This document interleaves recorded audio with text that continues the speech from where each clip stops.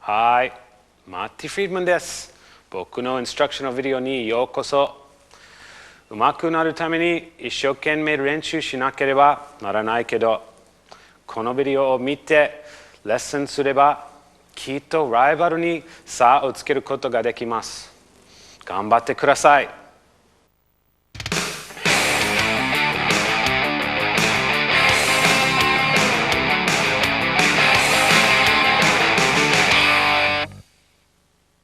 Part 1では僕なりのピッキングスタイル、フィンガリングスタイルを紹介します。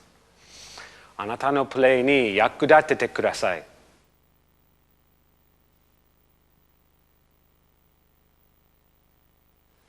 Let's get in tune. I am in fact tuned to E flat, so here's a chord to tune to. This is an E chord.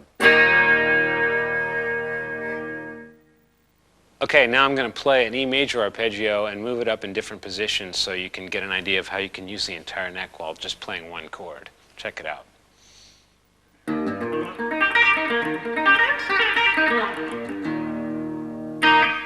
Okay, slowly.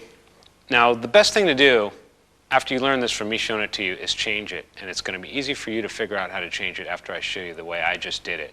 The way I just played it that time looks like this slowly.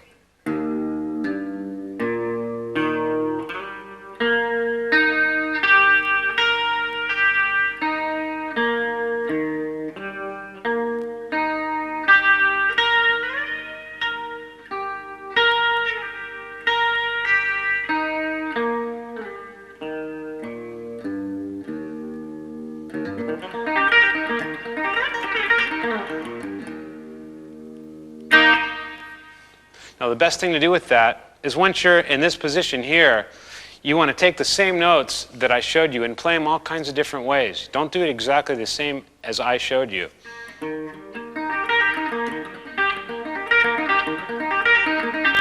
Just go in and out however you like to, but the way to do it is learn it the way I did it first and then change it. Don't just change it first. Learn it, nail it, be able to play it the same way I just did and then change it. That goes for everything on this video. A lot of guys tell me, I don't have big hands, how do you do those stretches? Those long stretches, I don't really do them very much. As a matter of fact, I try to get out of doing them as much as possible. For example, when you're in this position, the way most people would do it with normal-sized hands would probably stretch like this. That type of thing for that kind of phrase. But I would go like this.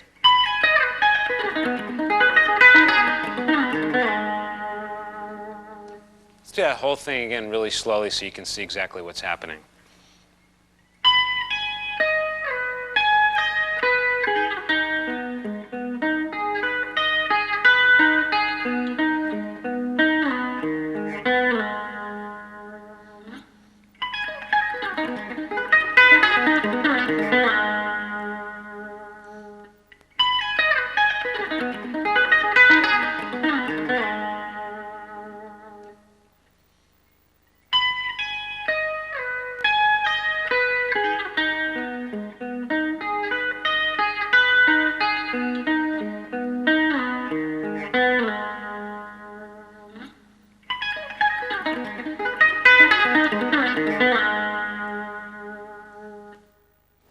That's a very typical type of thing I would do, which normally would take a lot of stretching, but as you see, I don't stretch very much doing it.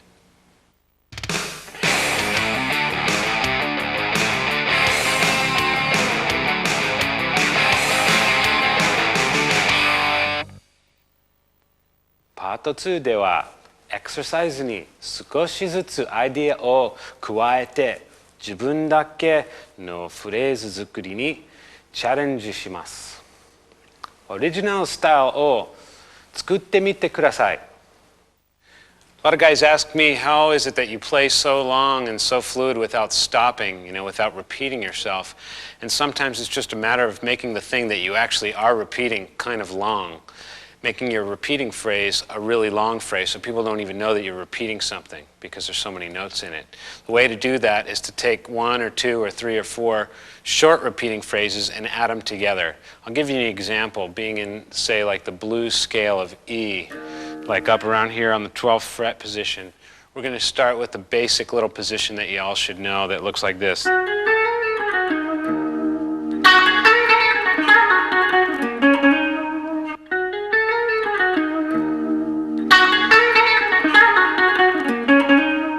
Kind of that feeling going on here, but let's take these notes here.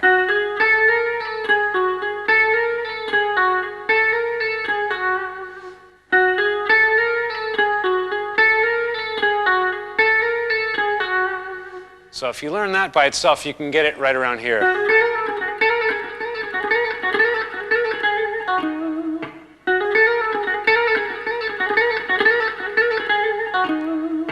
Now let's add something to that. Let's go to like the next note up here like this. So we're adding this very simple phrase in there and then back down. So we're starting here with this as many times as you want.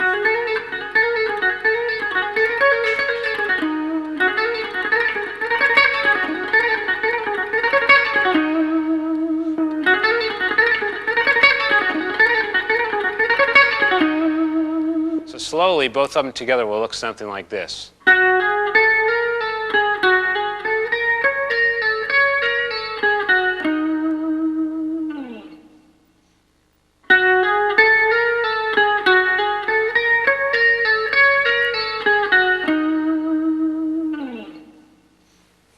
Okay, once you get to that point where you have maybe 2 things connected to each other, you can try something else that doesn't really stay in the same scale or doesn't stay in the same melody train of thought as what you're doing. That's going to really break it out.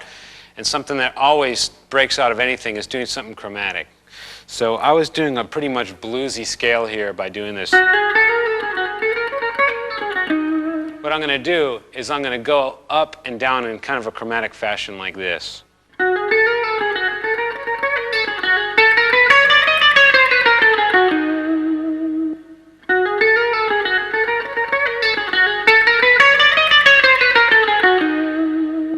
Slowly, that looks like this. And basically, it's not a real chromatic scale. It's one of those things that's easy for the fingers, that maybe leaves a note here or 2 out of the scale that just sounds cool.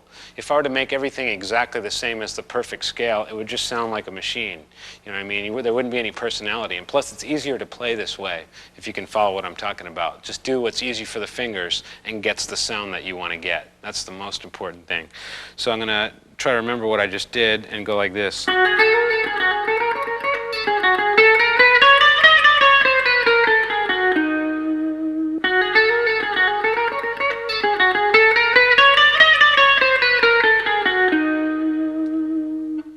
And quickly, it sounds like this.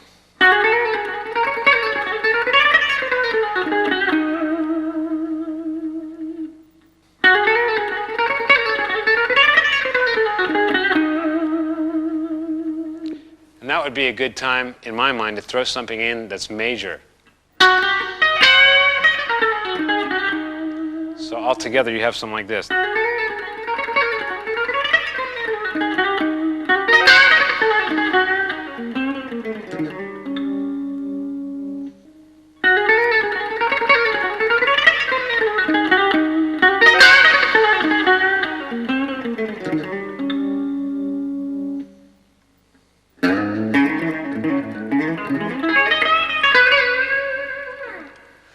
Okay, what I just did was move from one place in the neck, on the low part of the neck, to a high part of the neck relatively quickly. And the idea is to get from point A to point B. First, you got to hear it in your mind. That's what you want to do. You want to get from this note to this note. And then what you do at this note is like, that's up to you. But the whole idea is what I'm going to show now is getting from point A to point B. The way I just did it slowly is like this.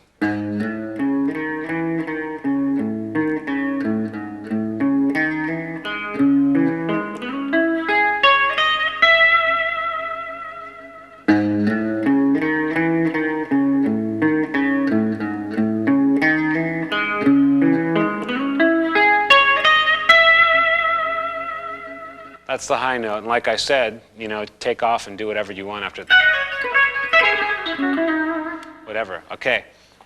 That was moving in like with scales, arpeggios, and all kinds of different things. An easy way to get from point A to point B is use kind of an octave system. Divide the thing up into octaves. Get a pattern, preferably an easy pattern, and move it in the 3 octaves that you have. Let's take this note sequence, for example. And move it up here.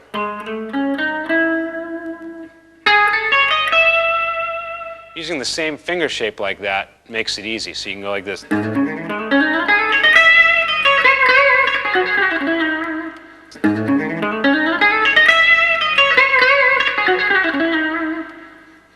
You can make it a little bit more complicated and it will last a little bit longer if you do that. Check it out, something like this.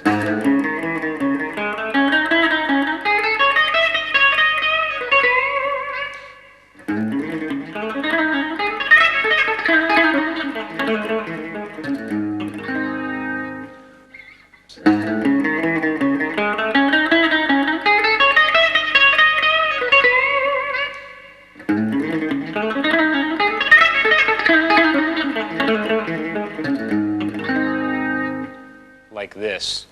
The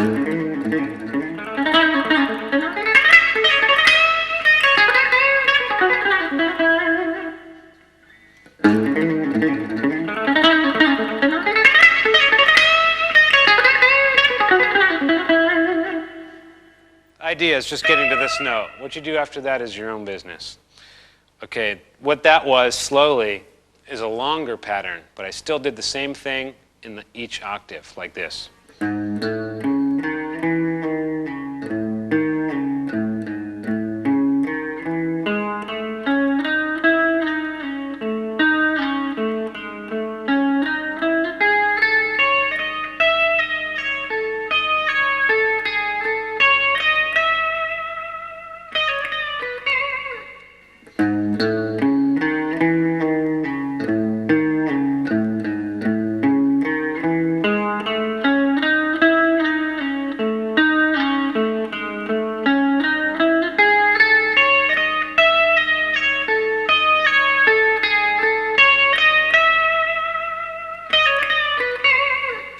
Okay, so the idea is you want to hear it first in your mind. Here's point A, here's point B, how do I get there?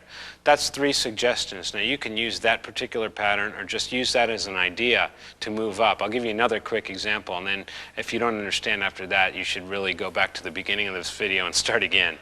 Okay, it looks like this.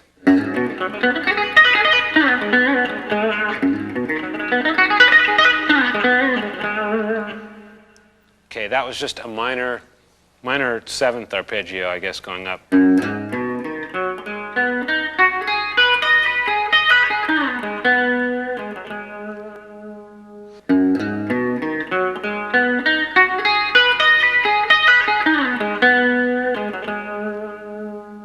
Now that was sort of a different mental concept. That was, here's my point A, and my point B was here. But I wanted to kind of go up and get like really high notes in between before I ended up at the end. So it kind of took me up, took me back down, and took me into the middle. So you get this. And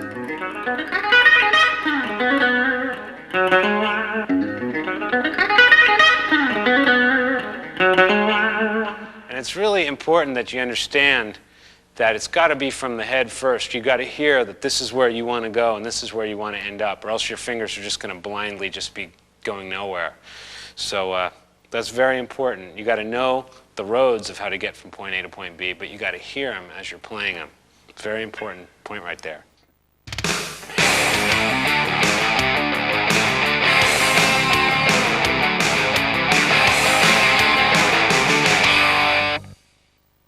Part 3. ここでは日本的なオリエンタルサウンドを紹介します。無理な世界に挑戦してみましょう。When I first started playing rock music, I wanted to learn everybody's guitar parts that I could find. All kinds of fast guitar parts, slow guitar parts, just all the good players. I wanted to learn everything. And so after I learned a lot of rock playing and a lot of rock guitar feel, I kind of wanted to find something new, so I looked to classical music, and I looked to foreign music, and I looked to music from all different countries, you know. When I got to like Indian music and Chinese music and Japanese music, I got really inspired because there was a whole kind of music that's been in existence for so many millions of years. I mean, it's probably actually just ever since time began, and it's had that much time to evolve. And so I wanted to tap into that information pool.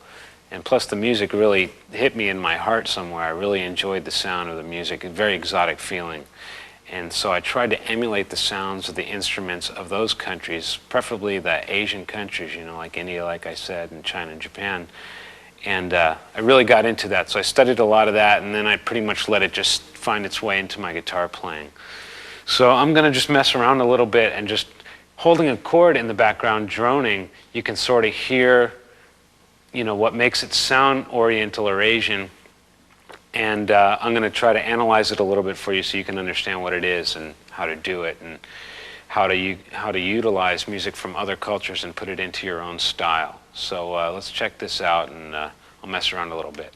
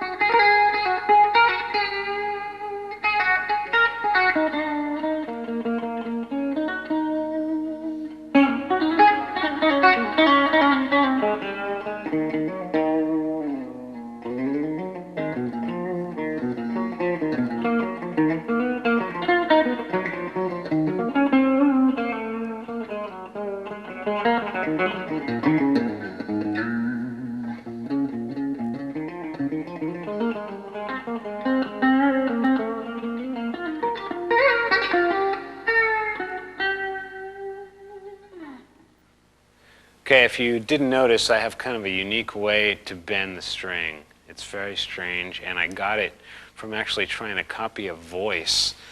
And if you copy different instruments other than guitar, you can get a kind of strange slant on the way you phrase things. And I was trying to copy a human voice one time, and it just kind of tweaked. It kind of jerked in and out of the note, and I thought that was really interesting. If I could try to do that on guitar, I would be really stoked.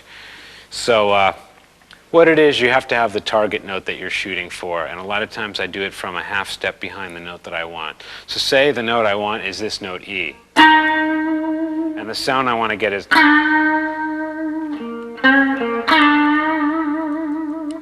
So the thing behind the way I do those bends is, it's really kind of complicated, but if you watch really closely, I'll tell you what it is. First, you're actually bending the note up without picking it, like that. And the split second before you bend it back up, you pick it. So if you follow me, check this out. I'm going to try to do it in slow motion. It only works when you play at full speed, but this is what it actually is, slowed down. Now I over-exaggerated the first note. It's actually 3 notes. 1, 2, 3. But when you do it for real, you don't want to hear that first note really at all. Just kind of have it there, but don't have it there, if you follow me. So you just want to barely pick after that first note is played with your left hand, and you really only want to hear the second note and the third note. It's very unusual. It's not, but. So it's one of those things, kind of a trial and error thing. And the best way to do it is try to emulate it. Emulate the sound of that, emulate the sound of other instruments. Emulate like a saxophone or something, or violin, or in my case, an Indian sitar, or what else did I add? There's a Chinese violin that has a really nice sound to it that I copied a lot of. And a way to practice that is to take like a melodic passage, like a scale or a melody, and try to add as much of these strange bends in there as possible. Like take a...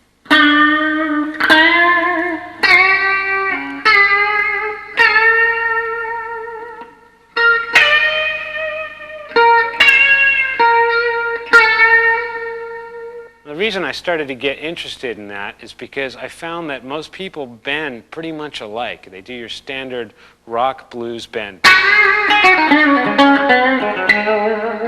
Very standard. But if you kind of change it a little bit, you can get your own style out of it a little bit. So what I did was...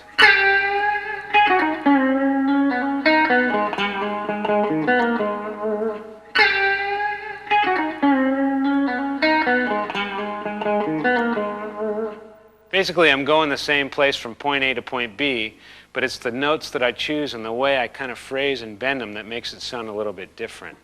So I suggest that you learn the way I do it and then try to learn from other instruments and copy them. You know, as close as you can possibly copy on guitar, it's still not going to sound like a saxophone or a Chinese violin. So just by doing that, it's going to make you sound different enough that you can stand out a little bit. So for example, you know, that little oriental sounding thing that I just did had a lot of the strange bends in it. And a lot of times I was changing the scales and modes and all that stuff. I don't really know too much about scales and modes. I go by my ear, and the best way to develop your ear is to do exactly what I just did and have a chord holding in the background and listen for yourself and learn what the tones actually sound like. If you're thinking about scale terminology and stuff like that while you're soloing, your head is just going to be so full of big words that you're not going to know what you're going to do, and you're not going to be able to feel anything. It's all about hearing something and being able to connect from your head to your heart and your gut and to your fingers. And the best way to do that is just over a chord droning in the background. That's how you hear what the notes sound like. Instead of, well, this is a major third and a minor third and a minor scale and all that. That doesn't mean anything when it comes down to playing. So a good way to practice is over one or maybe even just two chords, and then you can really hear what the notes sound like. And if you notice during that extended jam thing, I did a lot of going in and out of major and minor to kind of emphasize the tone. Like this is kind of a pentatonic feel here, what I started out with.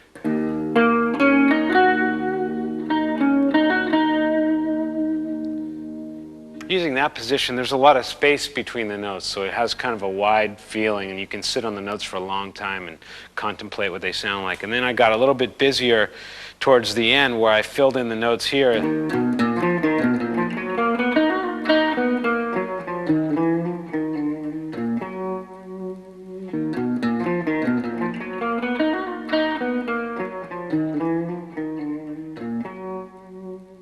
Using those kind of notes and that kind of sequence, and that has a little bit of an Eastern sound to it. And when I did something in the major key,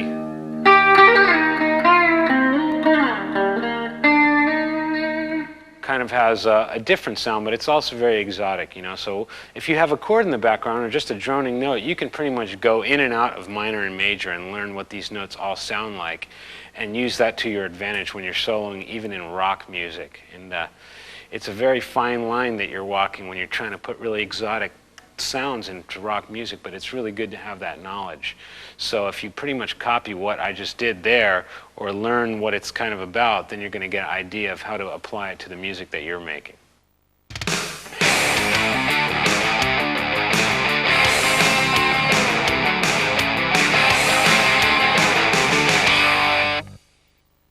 Saigo no Part 4ではコード進行を考えたプレイです。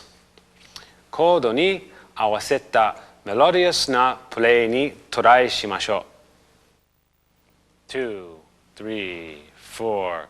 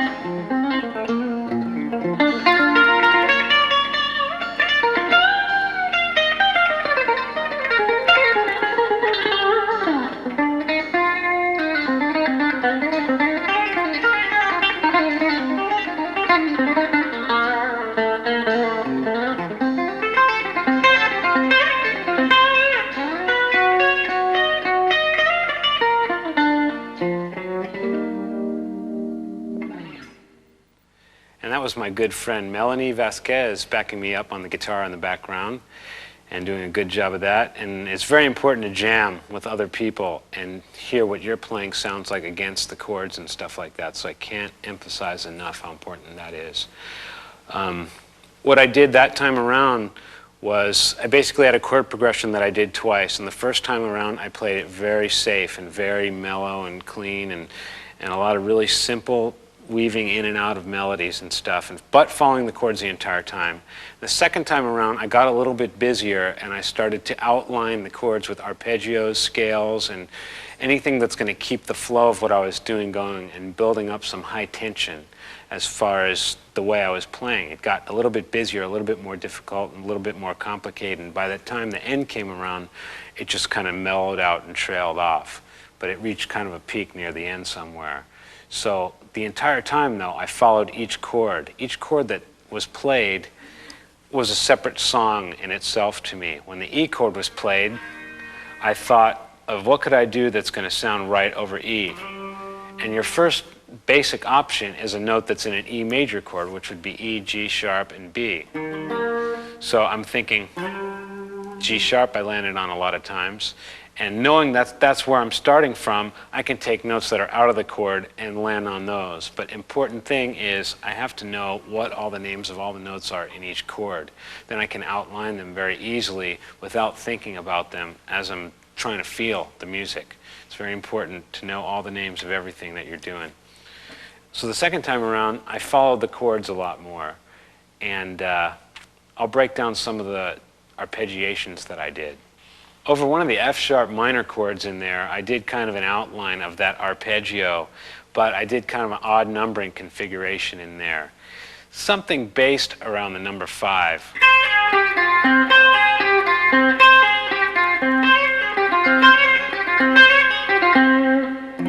Chord is F sharp minor there. I got these notes here.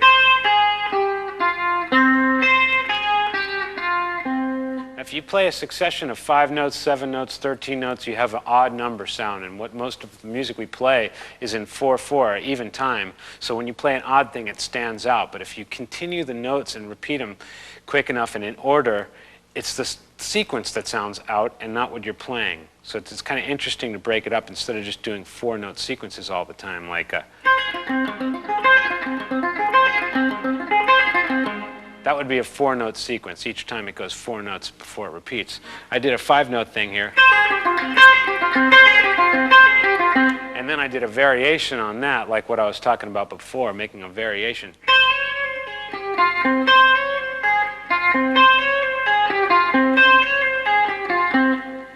I think that's really important to break things up and play some odd numbers in there. So I followed the chords pretty much doing 16th notes the whole way, but breaking them up into little subdivisions like that made it more interesting for me playing, and hopefully listening back it's interesting that way too.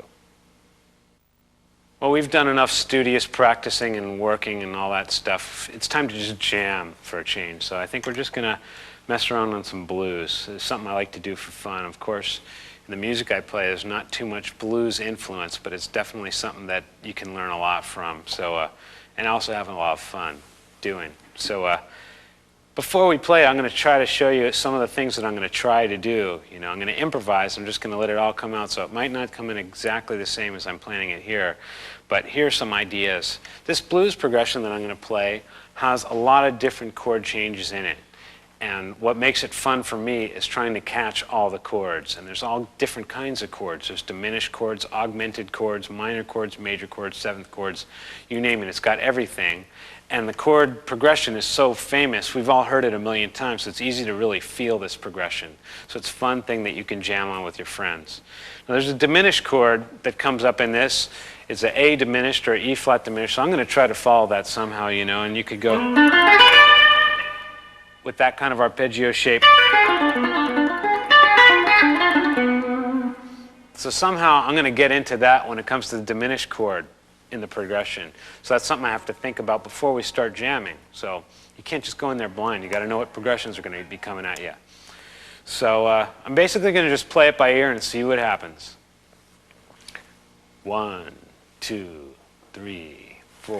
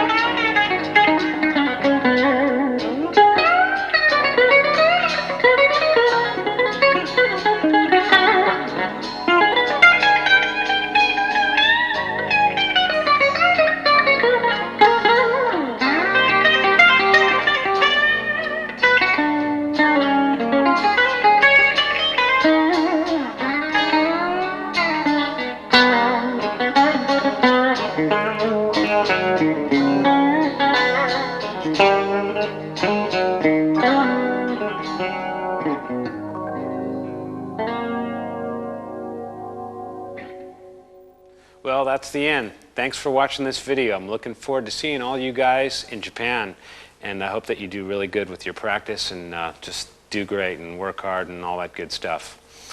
これでもう僕よりも上手くなるよ。ギターキッズ頑張って。And we're going to take this one away with a progression that's very similar to the song Reckoning Day off the Megadeth album, Euthanasia. Let's do it. Let's take it away. 2, 3, 4.